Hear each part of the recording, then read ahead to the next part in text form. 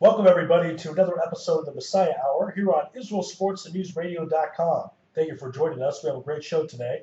At any time, you can send us an email to MessiahHour@gmail.com or send a financial contribution to PayPal through IsraelSportsRadio@yahoo.com.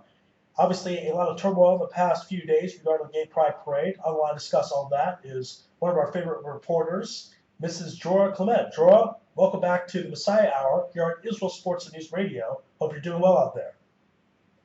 I'm doing great, Ari. How are you?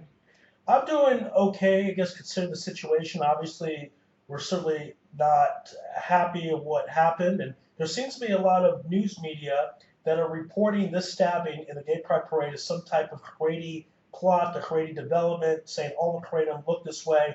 Why do you think the mainstream media has turned this into a Haredi bashing and an anti-Haredi sentiment out there?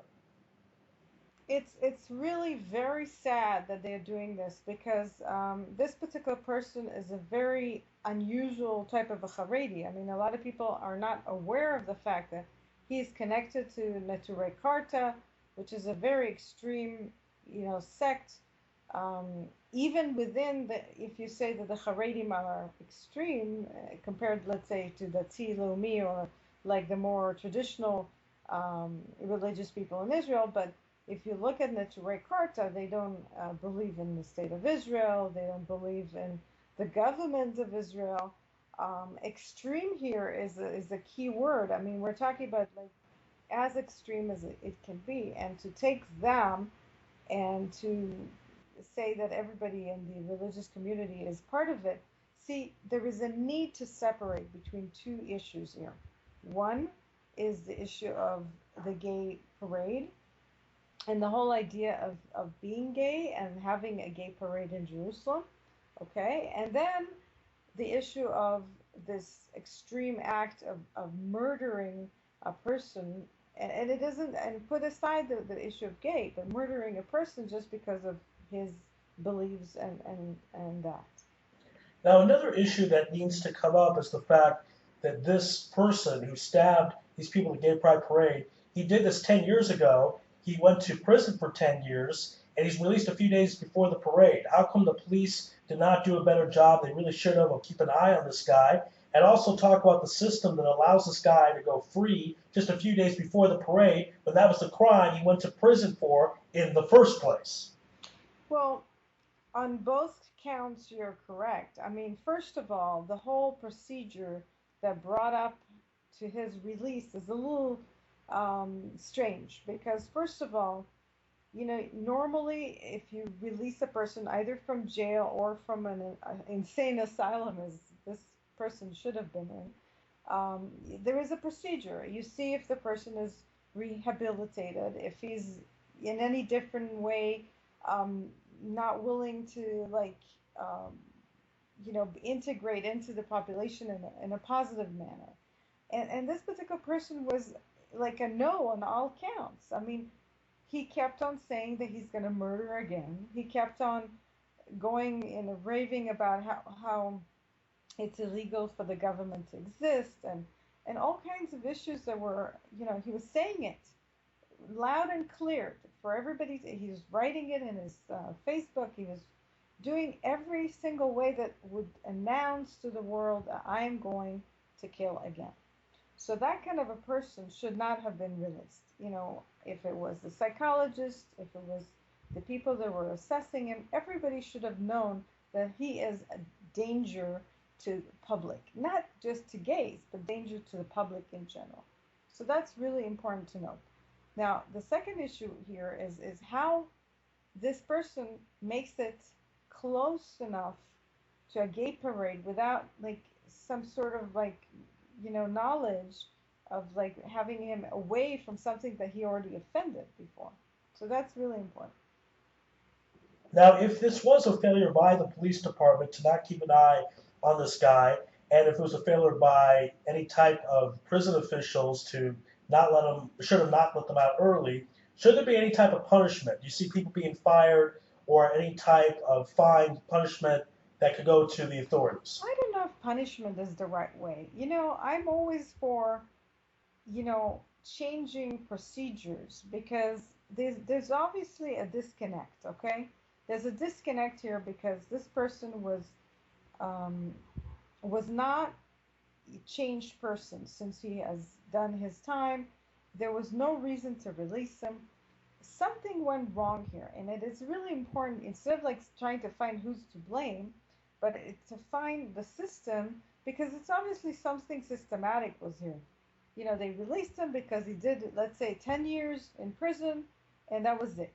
But the question is not the 10 years or the being in prison or not, is whether this person is a danger to his to the society, to the population. And he was, and he is. And the fact that he was out was wrong. So that should be the key point, not to punish this person or other, because there are people that they go to prison and come out, different person, and yay, you don't need to do anything further. But this particular person was not. So there had to be some sort of a procedure to detect it and stop him from coming out. Again, this is the Messiah Hour here on IsraelSportsAndNewsRadio.com. Thank you for joining us. As I mentioned, you can send an email to MessiahHour@gmail.com, or you can send a financial payment to my PayPal account, which is IsraelSportsRadio@Yahoo.com. Again, IsraelSportsRadio@Yahoo.com. Gerard, let's talk about the sentiment felt from the Haredi community. Many people like Molten Wolf are trying to indicate that there's an environment of the Haredi community that is pro what happened, that is pro the attack. They're happy about it, that certain people write comments. I wonder if you think in general the Haredi community is happy about this terrible tragedy, or if this is an isolated person who went crazy and this is the only type of thing that's happened in the last 10 years was from one person. Okay, so you have to differentiate. There were another person who actually was, I believe, arrested for saying that, yay, he didn't succeed last time.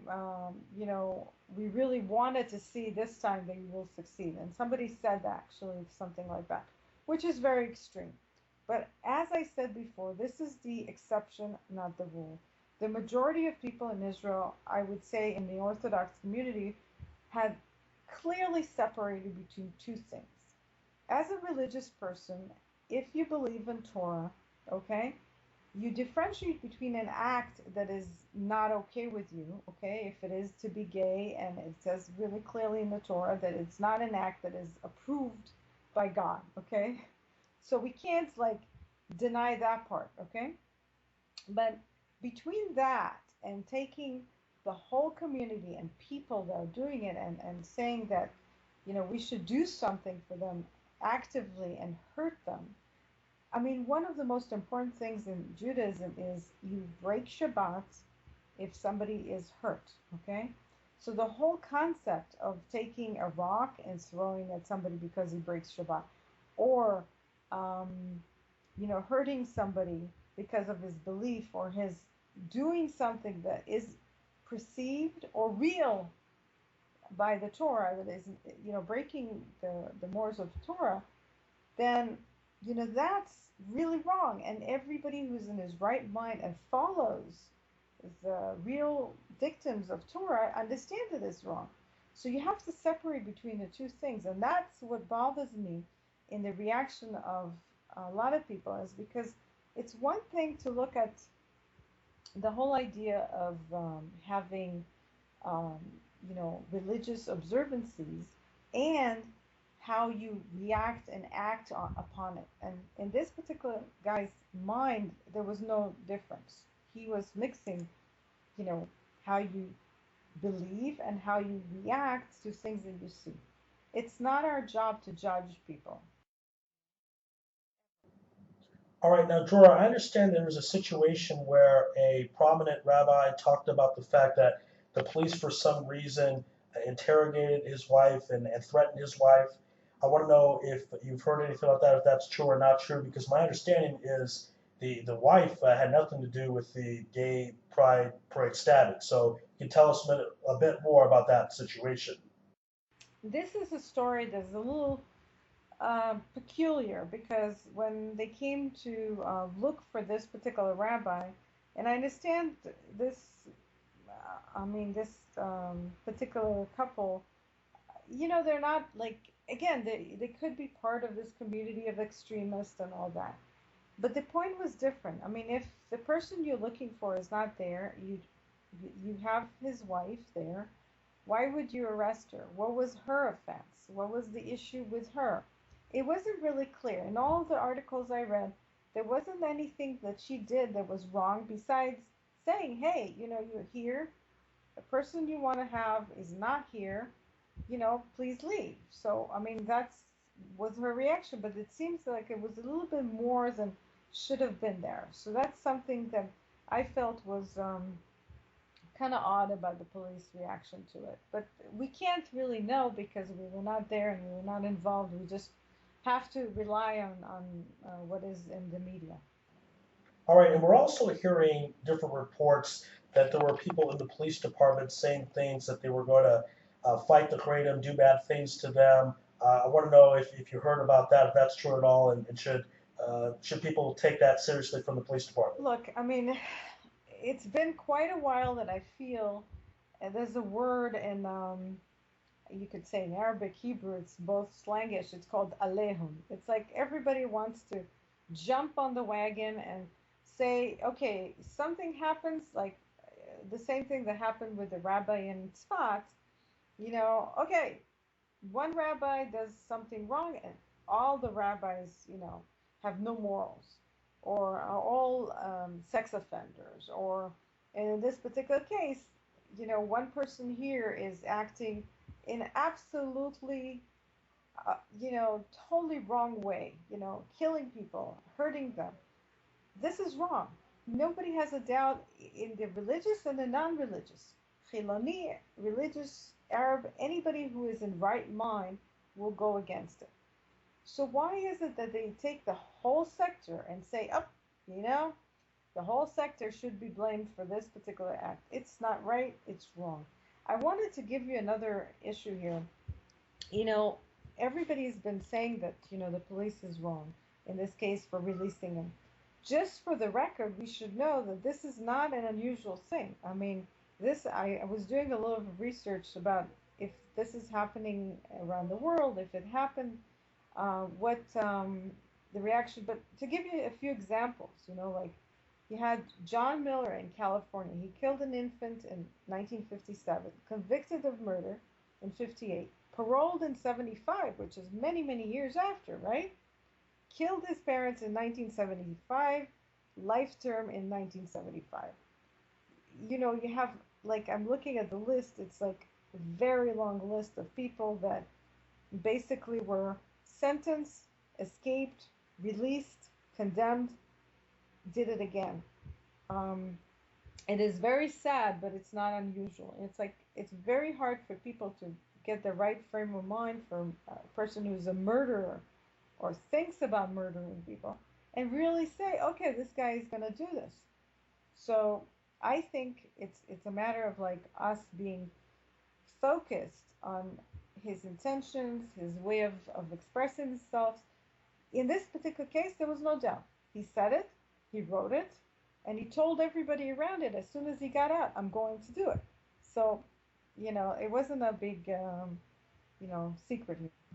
Now, some people feel that the Gay Pride Parade being in Jerusalem was partly done to insult and incite the Haredim, to make them upset, to provoke them, if you will. Not that it justifies the stabbing. I want to get your thoughts on that aspect and about the Gay Pride Parade being in Jerusalem in general, as opposed to other cities in Mm-hmm. Israel, such as Tel Aviv. So, give us your thoughts on this issue. Look, again, in my mind, I separated to two different things. One is the issue itself, being gay, or the issue of having a gay parade in Jerusalem. I see Jerusalem as our holy city. It's important for religious people, if they're Christian, Muslim, or Jewish, to have the holiness of the city kept. And put aside what happened. You have to do that. You have to separate between the two issues.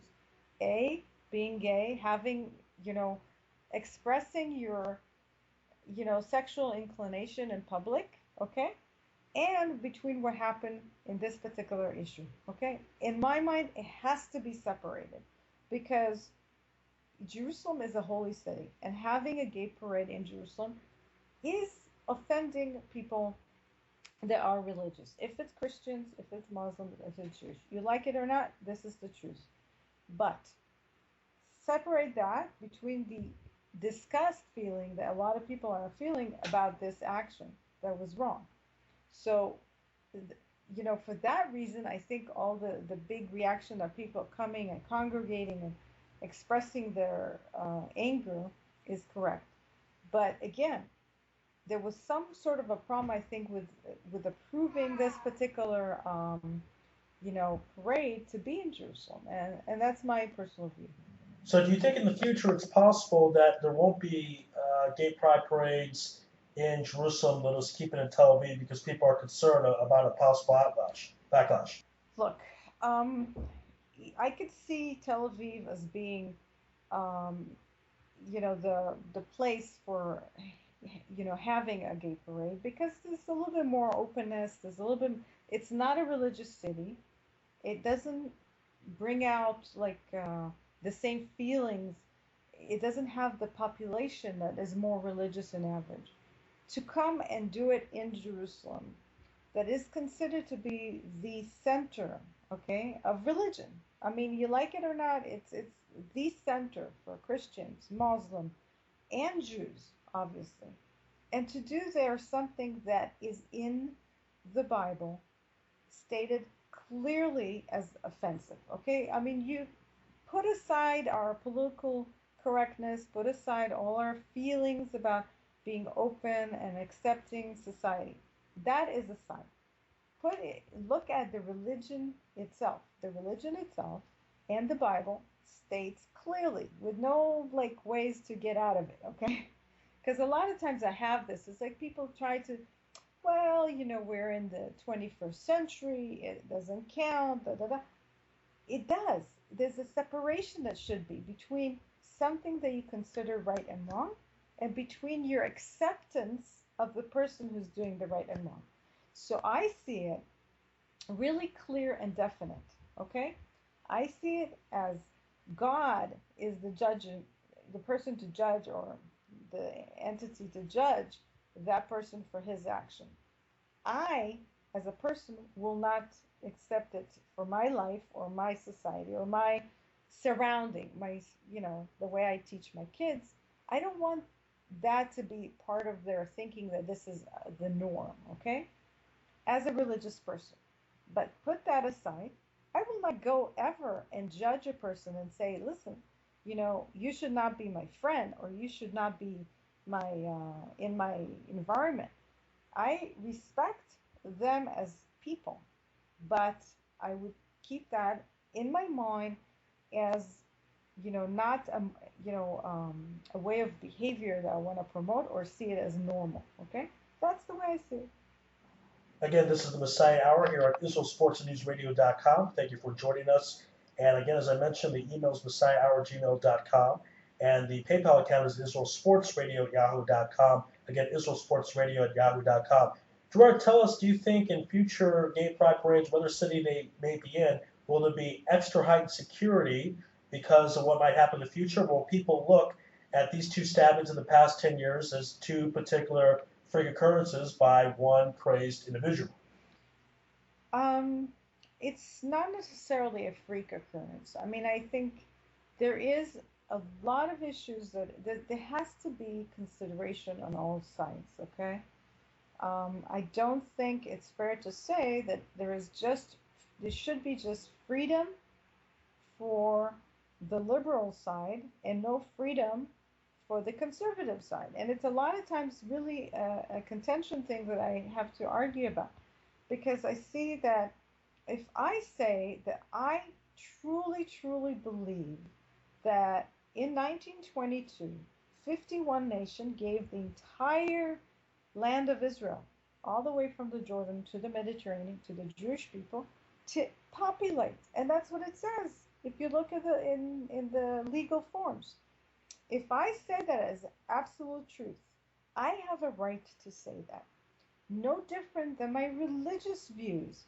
As a religious person, I want to teach my kids what is right and what is wrong. I want them to teach them according to Torah. Now, in the Torah, it doesn't give you leeway. It doesn't say you can be maybe homosexual, um, and that's okay. It says that, a marriage is between a man and a woman. End of story. It doesn't give you the options for other options there, or alternatives. So you have to have some consideration and some understanding also to the religious point of view. And that I feel is not acceptable. It's like if you're not thinking a certain way, and I grew up as a secular person in North Tel Aviv, so I can give you, I was there, I understand it. I went to a school that was totally secular. So it's not that I don't understand, but I made a conscious and educated choice to follow Torah, to follow the what I see as universal, never ending, ways of behavior that were given to us by our sages and our forefathers to follow and educate our kids and our population and our society. And it's only fair to be considerate of all sides, the religious and the non-religious. So to just say, hey, we're going to just keep on doing parades just to kind of do it to the religious people in their face type of thing, where is the consideration to our feelings, to our way of life? Why is it that our way of life is considered to be not acceptable? Why? It should be, if you're liberal, if you're pluralistic, real pluralism is having the ability to consider all of the people, not just what you call the liberal point of view. See, that's the point that really is something that a lot of people miss. And let's talk about polarization. I think a lot of secular people feel that the Haredi people are not with them or against them, and the Haredi people may feel the same about secular people. So talk about the aspect of polarization with this terrible tragedy. Because it's very difficult for a religious person, because I'm a chozeret b'tshuva, I'm a returnee to religion. I didn't grow up with it. I grew up with the ability to express ideas, to express views. In a religious society, it's less common to really say issues that deal with religion, and there's some sort of like, how would I say, um, inability to really express those views in public and take them out, and the the way that liberal people have. So it's less common. So you have this issue of like, unless you really go to specific people that are able to express it, you don't hear it. But it's not right. And if you're really pluralistic, you have to have everybody's ideas together. So my idea of having a family and having a marriage between a man and a woman should be considered as a legitimate option. It shouldn't be like pushed aside and said, "Hey, we only now, like, we have to advocate that you can have this, and that." Well, I'm sorry, it's not part of my view. It's not part of my life. I see it differently, and my different should be legitimate. Because when you say that it's not legitimate because of, we're now in a new 21st century, wait a minute. If you go to the Torah, Abraham views were different. Um, Joshua views were different. Samuel views were different. If you think about Elijah, imagine all those Baal believers, all of them, were followed by a lot of Israelites. So he was different. He was unusual. Should we say that all those people should be, now we should annul them and take them out of our Torah and say they were not liberal? Oh my gosh. So there is a thing that a lot of people miss, and I think it should be considered. And of course, as we know, gay marriage has basically been passed in the United States Supreme Court decision. I want to know if you think the actions of what occurred in the United States has an influence on the climate, the culture, the thoughts in general here in Israel, if it's any somehow related, that gay marriage got passed by the Supreme Court, so there's more pride in the gay pride parade, more people joining, and more of just being influenced by the United States here in Israel. Well, it's obviously that everything, it's obvious that everything kind of follows, you know, whatever happens in the States, all the other countries in the world want to implement, and obviously also the gay community in Israel. Again, I'm not against the idea of having a person having his own inclination. The part that is problematic here is the same way that I don't go around and say, okay, I'm like this or I'm like that in public. Why is it that this has to be put on a flag? That's the issue. If you are, let's say, a politician or a lawyer or a cook or a gardener, okay? This is your essence, okay? We never used to look at your inclination, okay, as the essence. And suddenly now everybody's coming out of the closet, as they say, and that has to be the main thing. I'm hip if I'm gay. Well, the point is different. I want to identify people, okay, as a whole um, person, not just by a segmental that in my issue should be kept in the closet, okay, not out of the closet. That's the key point that I think a lot of people are missing. You want to be liberal? Fine. Accept the fact that I'm not, and it's also okay that I'm not. I have different issues that I'm looking at. I'm following biblical ideas and I accept them as my way that I want to go by. Why? Why is it not legitimate? That's the point. That's the key, is taking the whole entire religious community and making us obligated by political correctness, okay, that we have to go by. Why? Where is liberalism? Where is pluralism? If really we accept everybody's ideas, we should accept the fact that there is people that want to follow a different way. And the different is right. It's not wrong, because the same way you want me to accept people who are gay, they should accept us religious people as religious people. Doesn't it make sense? And I want to ask you if you feel there's double standard at all. The idea that, let's say, gay people could have the ability to have a pride demonstration, but let's say somebody is against gay marriage, they don't believe in it, that they're considered prejudiced, they're considered racist, I guess, if you will, that the homosexuality is a race. But it seems a lot of backlash against people who believe in traditional marriage. I want to get your thoughts on it. Oh, I wish I could. My wish always would be that the press will think in real pluralistic ways, because really there should be balance, okay? There should be understanding that everybody should have a way and an ability to express themselves. I see this clashes happening because everybody wants it. It's like almost like 100%. The game theory, Professor Uman, you have to have 100% of winning this battle, okay, for the non-religious community and the secular. So if you can't have a parade that is in Jerusalem, okay, you have lost the whole entire war, okay? Why isn't it that there is some idea, some people to, try to understand that this is like just going in front of people that totally feel that this is um, like throwing like fire in their eyes, because you're just doing it in Jerusalem, the religious, the holiest place in the world, and you're saying, you know what, you have to accept it. This is it. We don't care. We have to do it right here, right now. Why? You know, if we want to live as people and not some sort of dogmas, like we should live together. And the together means to understand each other.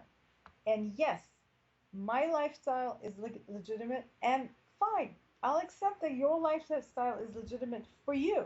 I don't have to accept it for me. but I'll accept it for you. I wouldn't be like there's no need for violence towards each other. We can discuss it.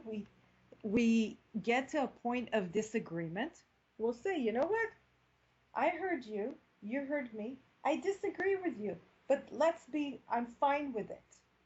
That's a key point where I don't see.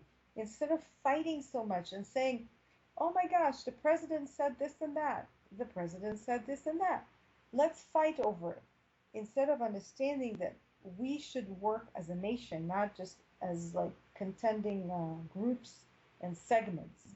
All right, this has been another episode of the Messiah Hour here on IsraelSportsAndNewsRadio.com. Again, the email is messiahhour@gmail.com. You can make a financial contribution through my PayPal account at IsraelSportsRadio@yahoo.com. Dror, thank you for being on the program today.